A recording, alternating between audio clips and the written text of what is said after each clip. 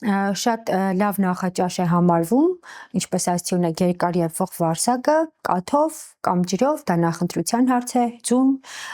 կաթնաթթվային բաղադրիչով սննդամթերքը,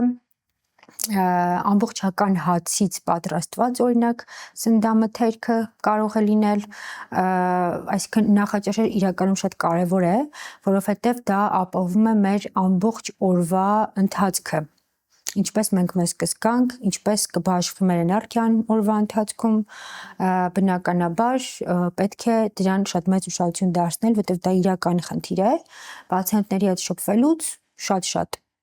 անհատներ կան, որոնք նշում են, որ ես ուտում եմ օրը մի անգամ, երբ գալիս եմ տուն, կամ օրինակ առաջին նախաճաշը ուշ նախաճաշն է 12-ին 1-ին,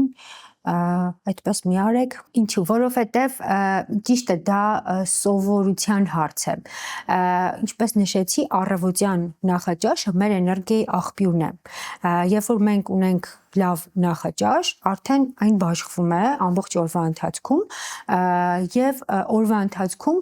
մենք արդեն շատ չենք ուզում ուտել, որովհետեւ այդ ինչ որ չափով հագեցման զգացողություն կա, այսինքն շատակերությունը, այսպես ասած, ավելի հետին պլան է մղվում, դրա համար ցանկալի է 3 ժամը 1 փոքր ինտերվալներով ուտել, որ արդեն երեկոյան տուն վերադառնաք, չուտեք մի անգամ մեծ քանակով, ու այսպիսի մարդիկ սովորաբար ունենում են քաշի խնդիր։